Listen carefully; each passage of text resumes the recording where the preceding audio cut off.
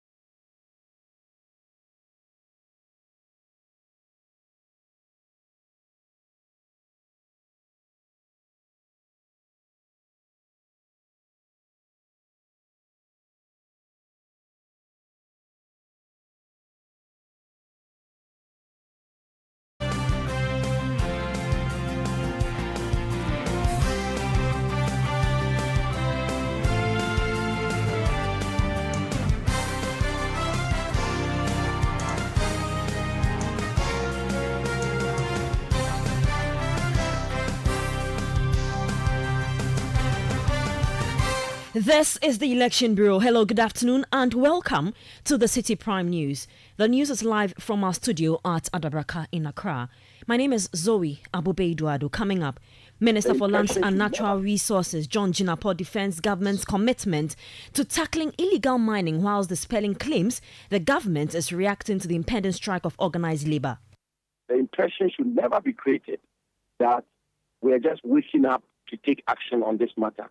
Operation Halt has been happening almost every fortnight. Also coming up, Cocoa Carriers Association suspends strike indefinitely after talks with the Cocoa Marketing Company and Cocoa Board.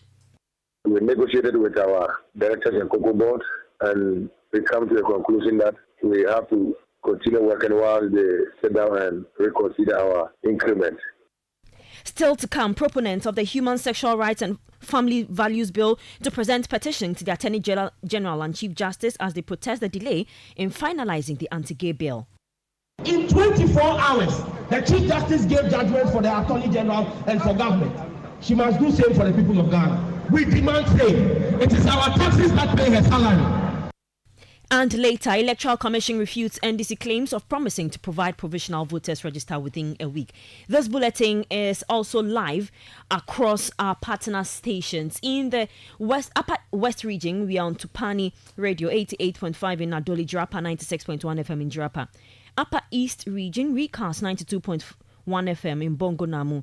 North Star Radio 92.1 in Tamale in the Northern region. Nobia 98.1 Nalerugu in the Northeast region. In the Western region, we're on Beach 105.5 FM in Takra. The Ashanti region, Focus 94.3 FM, KNUST Campus, Kumasi. Orange 107.9 FM also in Kumasi. In the Volta region, we're on Sela Radio 97.1 FM in Dabala. Holy FM 98.5 in Aplao. In the Savannah region, we're on Kasha 99.5 in Damongo. And in the Bono region, you can hear us on Green FM 95.9 in Sunyani. Across the globe, we are live on citynewsroom.com. Get interactive with us using the hashtags Ghana Polls 2024 and Citi Verified. Citi Prime News at 12 midday. Update you on all the running stories and connect you to the newsmakers. Thank you for your time this afternoon. We begin with illegal mining stories, and the Minister for Lands and Natural Resources, Samuel Abdullahi Jinapor, has pushed back against claims that the government's efforts in combating illegal mining are only a reaction to pressure from organized labor. He emphasized that the government regularly deploys military forces every 2 weeks under Operation Halt to tackle illegal mining activities. Organized labor, however, remains unconvinced and has threatened an indefinite nationwide strike, describing the government's response to their demand for a state of emergency as inadequate. In an interview on the Citi Breakfast Show, Mr. Jinapor maintained that the government has been fully committed to the fight against illegal mining. Any form of small-scale mining in the forest reserve is ab initio illegal, which has to be dealt with. So the call for a ban of small-scale mining in forest reserve is also completely accepted. Is that not why civil society organizers are saying that the thing is illegal? So if you are there, you are breaking the law. So use the power of state to make that declaration and then remove the people from there because they are there and we see them every day. Yeah, but that's exactly what we reiterated yesterday, which was to say that exactly what you are saying. In fact, the ingredients of what you just spelled out are the same as what we have put out yesterday. The fact that the law enforcement agencies, the Ghana Armed Forces and the rest are to rate the water bodies of our country off. Let me also point this out. The impression should never be created that we are just waking up to take action on this matter. I've been the minister responsible for illegal small-scale mining for almost 4 years, and I know how much work has gone into this. Operation Halt has been happening almost every fortnight. The logistics, the funding, everything has been arranged, and the Ghana Armed Forces have been waging operations every fortnight. Samuel Abdullahi Jinapor is the Lands and Natural Resources Minister, and you heard him in that interview on the City Breakfast Show with Bernard Avle. Now, the Graduate Students Association of Ghana, GRASAG, has announced its intention to join the Catholic Bishops' Conference and the Catholic Church in its prayer protest on October 11. The association says its decision to join the protest is as a result of the alarming environmental degradation through illegal mining activities. National President of GRASAG, Emmanuel Owusu, speaking to City News, says the ongoing Galamsey operations threatens the future of the country's environment. He joined calls for the government to declare a state of emergency against the menace.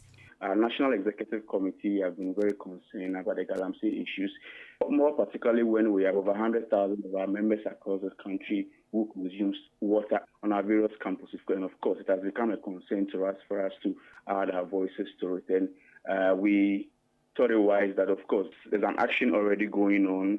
So we decided, okay, let's join the Catholic Church in protesting and also putting our voices out there. We would also want to join the organized labor call for to declare a state of emergency. I mean, we've gotten to the point where we cannot take it anymore. And so, yes, we cannot overemphasize it. We've seen the canker that is being caused. We've seen the devastating effect of Galamsey on our water body. So our call at this point is that let's declare a state of emergency on this. Let's all come together as a nation. We want to also implore the politicians not to be politicized. We have seen some conversations, some banter between the two key political parties, the NDC and the MPP. We want the president to act. I mean, of course, he put his presidency on the line some time ago. We've not seen much of that. This is the time for him to make very decisive decisions on it. And I have seen the Ministry of Foreign, the Ministry of Information statement. When I saw the statement, I laughed because I didn't see any strong word coming from the government on how they are going to deal with it. So, National President of the Graduate Students Association of Ghana, Emmanuel Owusu, now the North America chapter of the Commonwealth Hall Alumni University of Ghana, has given the government a 2-week ultimatum to tackle the widespread destruction caused by illegal mining. In a press statement, the Old Vandals Association of North America called for swift government action, warning that failure to do so would result in mass protests involving students from primary to tertiary institutions. The group emphasized the severe impact of illegal mining, citing river pollution, farmland destruction, and long-term health risks to affected communities. They labelled the illegal mining issue a national emergency and demanded urgent government intervention. Their key demands include the declaration of a state of emergency on the Galamsey crisis and an immediate ban on all such activities until the transparent regulatory framework is established. Let's still stay with issues having to do with illegal mining. Members of the Kwame Nkrumah University of Science and Technology chapter of the University Teachers Association of Ghana, UTAG, have concluded an emergency meeting with voting underway to determine whether they will join the strike declared by organized labor. The voting, being conducted virtually, is expected to conclude by midday on Wednesday, when the results will be announced. According to Professor Eric Abavari, who is the president of the KNUST chapter of UTAG, the labor unions are not opposing the current administration, despite calls to end illegal mining activities. Meanwhile, the leadership of the Technical Universities Teachers Association of Ghana, TUTAG, has distanced itself from a statement made by some members claiming they do not support the strike announced by organized labor yesterday. Samuel Akafi, the General Secretary of TUTAC, made this clarification. We acknowledge that they are members of TUTAC, but these three members do not represent TUTAC. And they are members of Kumasi Technical University. Unfortunately, they are also not even part of the executive body of KSTU. So, and if you per our constitution, for us to also be able to declare strike, we have to have an emergency congress. So what we did was to inform our various chapters about what organized labor has decided on. So we have asked them to consult their members. Then we'll be having an emergency congress tomorrow where we have to take that bold decision. Samuel Jabez Akafi is the General Secretary of the Technical Universities Teachers Association of Ghana, TUTAG. The Government Assurance Committee of Parliament has voiced its dissatisfaction with the continued issuance of mining licenses by the Minerals Commission, despite ongoing efforts to combat illegal mining. The concerns arose after the Chief Executive Officer of the Minerals Commission, Martin Eyisi, rejected calls to temporarily suspend the issuance of these licenses. Chairman of the committee, Samuel Okudzeto-Ablakwa, expressed worry that this practice could undermine the fight against illegal mining, which has had devastating effects on the environment. We hear you, Mr. Eyisi. Thank you very much. The strong recommendation from this committee, as I sense from members, is that we are not happy you are still issuing licenses in the midst of this crisis. So please go and think about that. We don't want to say, we haven't gone to plenary, so we can't direct. Okay. But you can anticipate that this committee is going to recommend strongly to plenary that we are not happy with the continuous issuance of licenses, when we all agree that those with the licenses are also, a good number of them are also not complying with the responsible mining laws. Sure. And regulations. So that is well noted. So kindly think about it strongly, coming from this committee. I will be very happy to hear or read from you that you have reconsidered your position on the continuous issuance of mining licenses. That was the chairman of the Government Assurance Committee, Samuel Okudzeto-Ablakwa. Let's now hear from the Minister, Lands and Natural Resources Minister again, Samuel Abdullahi Jinapor, who has rebuffed arguments that the government's issuance of more mining licenses has resulted in an increase in the degradation of the environment. According to him, issuing more licenses has reduced the incidence of indiscriminate mining as a result of undue delays in the issuance of same.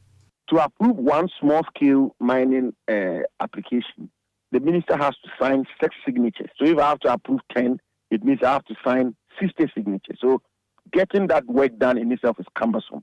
Now, why is it that they criticize me for not approving small-scale mining licenses? The point the pundits make or the experts make is that it's because you don't grant licenses. That is why the sector is not formalized enough, or that is why the sector is not regulated enough. And that is why people then resort to illegal small-scale mining. And that one of the tools for dealing with illegal small-scale mining is promoting legal small-scale mining, and therefore approving licenses expeditiously and bringing the small-scale miners within the ambit of the regulatory framework or ecosystem where the Inspectorate Division of the Minerals Commission can then police their work and so on and so forth.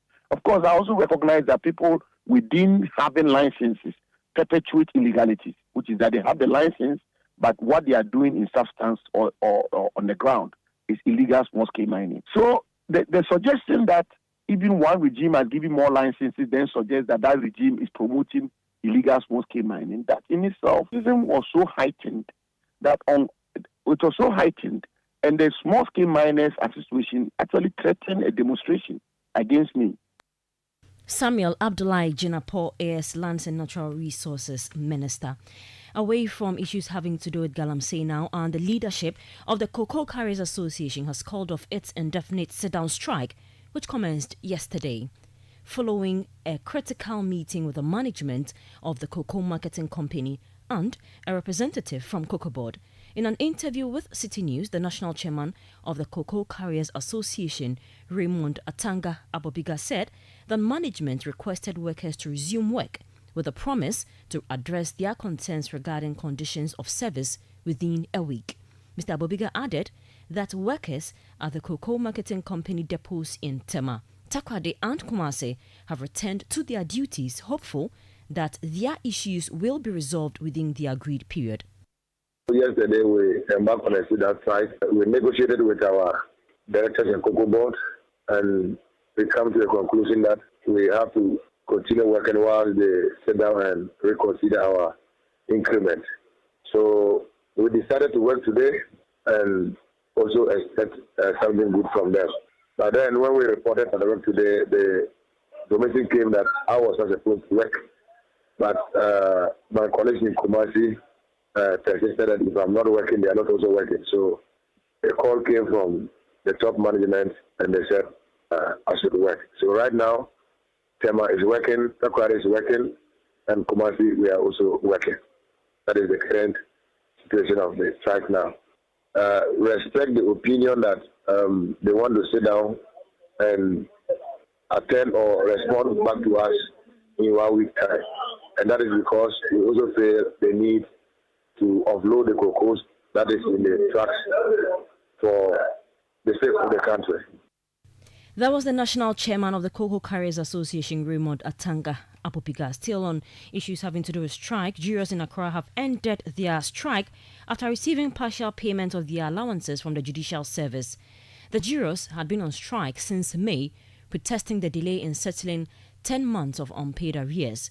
The strike led to the adjournment of many cases, including the high-profile J.B. Dankwameda trial, due to the absence of jurors. In an interview with Citi News, an anonymous juror revealed that discussions are ongoing with the Judicial Service to establish a plan for settling the remaining allowances.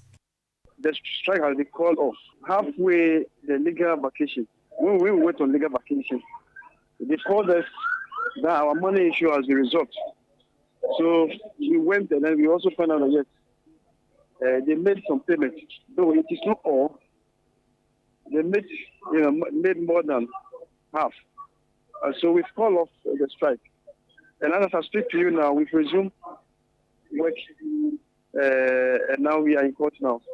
And we are yet to meet the management and find out from them. Since we just resumed, we are yet to meet them and find out the next payment plan that they have for us. So it will not be like a strike issue coming again. So we are yet to meet the authorities to find out from them.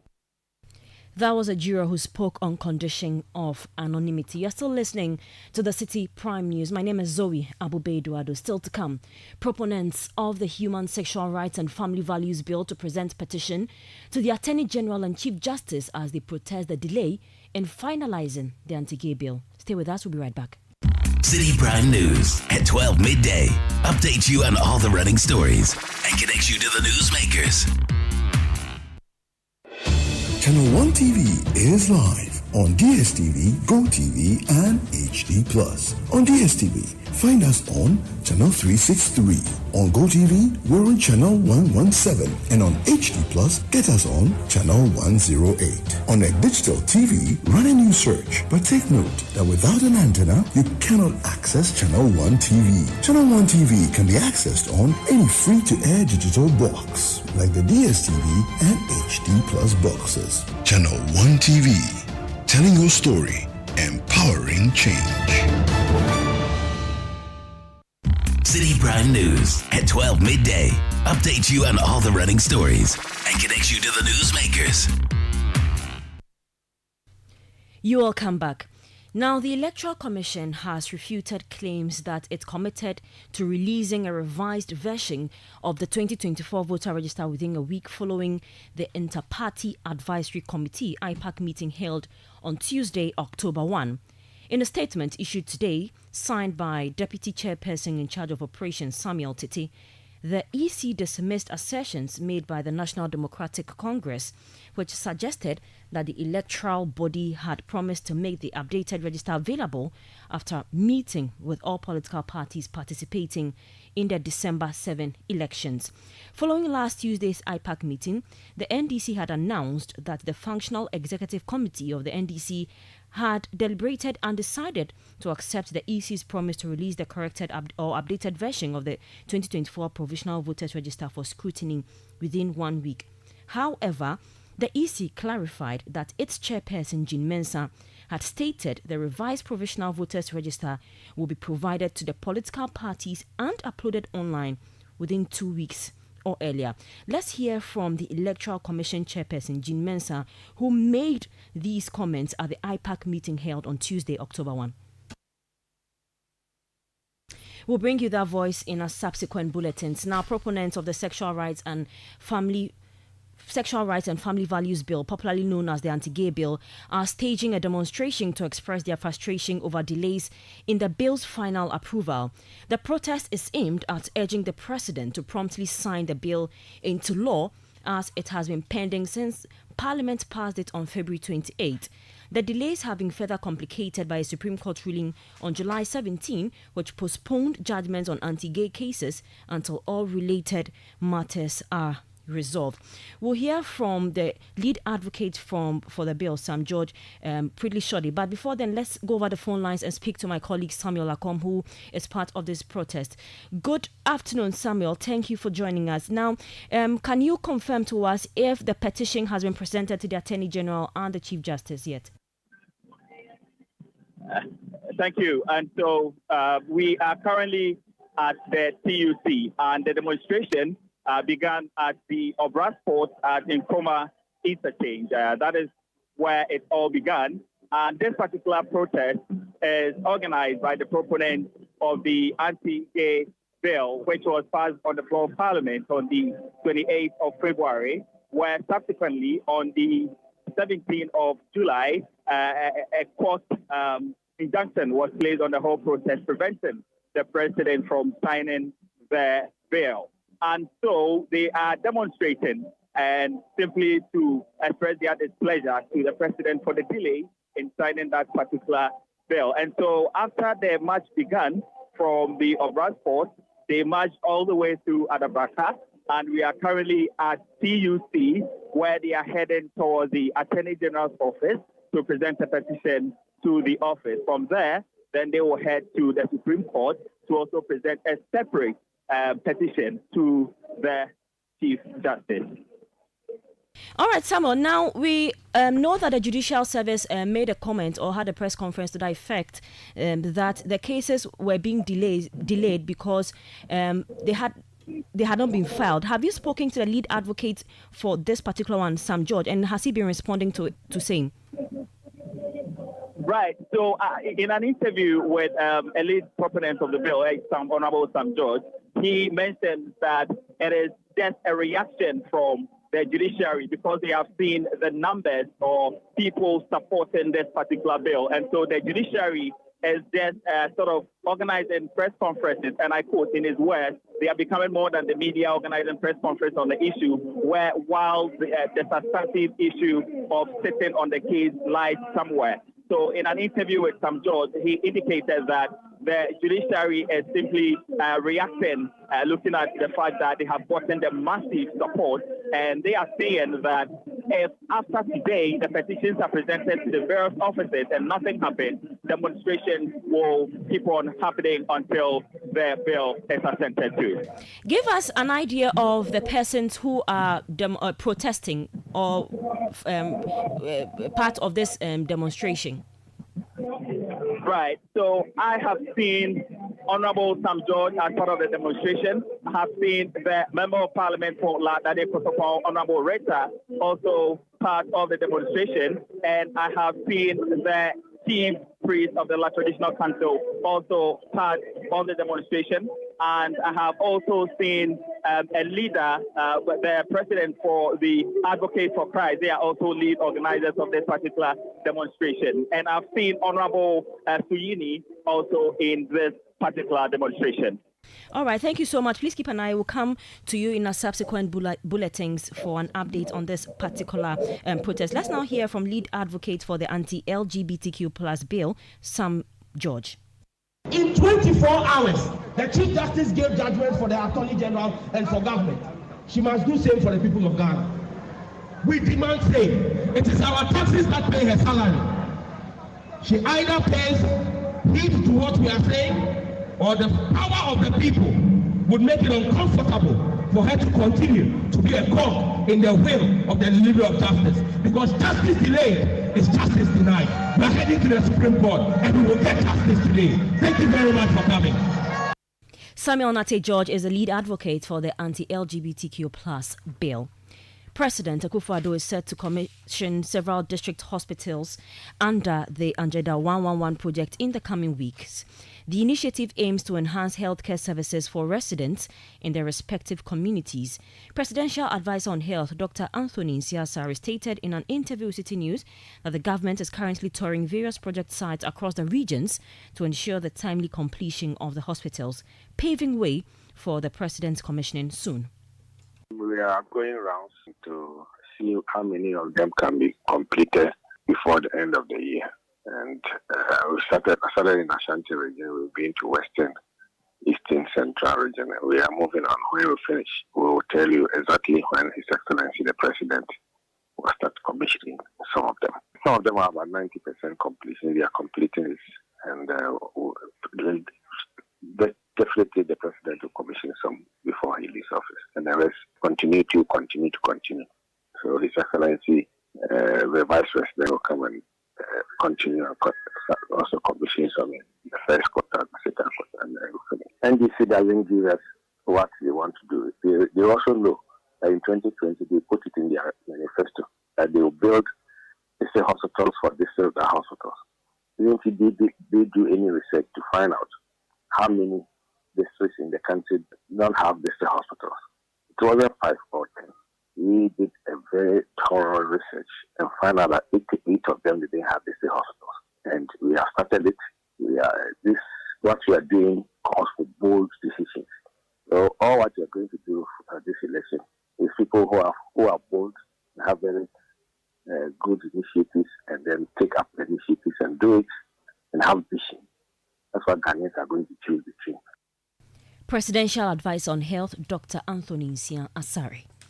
The Ghana Health Service has officially launched a 5-year mass vaccination plan designed to tackle outbreaks of vaccine-preventable diseases in the country. The primary objective of this initiative is to reduce morbidity, mortality, and disability associated with these diseases by offering high-quality immunization services during outbreaks. The program's manager for expanded programs on immunization, Dr. Kwame Amponsah-Achiano, emphasized that this plan will serve as an essential framework for managing any preventable disease outbreaks in Ghana. The plan for the VPD outbreaks was developed by the Ghana Health Service and by extension the Ministry of Health with stakeholders from other agencies of the ministry, from all the levels of the healthcare system, and of course supported by our development partners. The process began with an inception meeting to clarify expectations and agree on the approach and the provision of high-quality immunization services during vaccine-preventable disease outbreaks. It also aims to improve the coverage of immunization services and timeliness of national response to such outbreaks.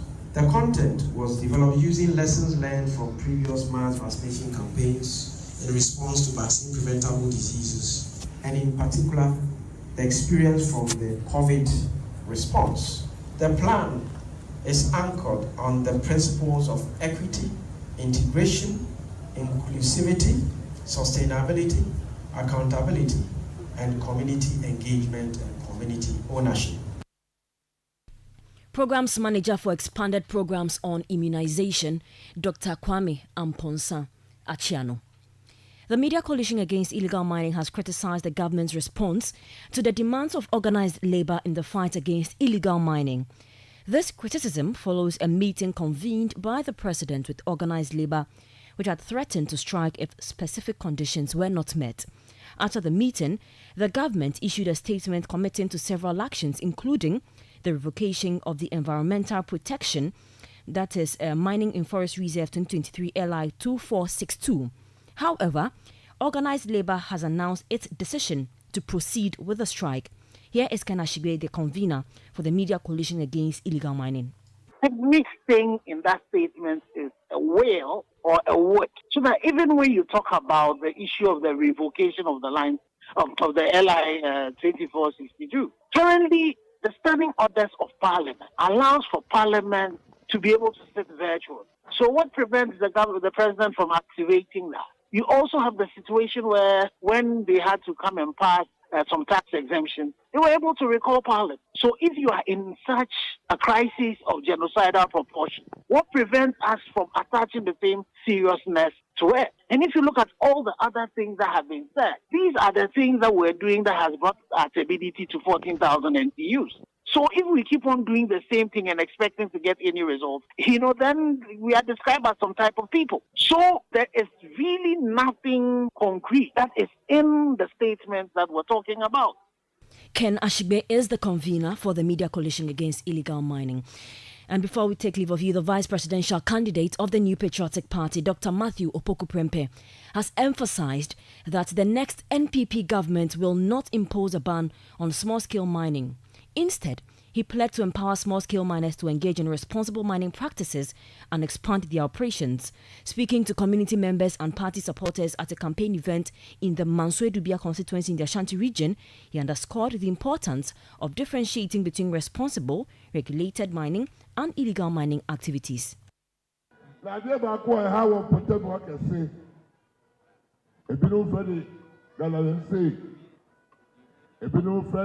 Illegal mining.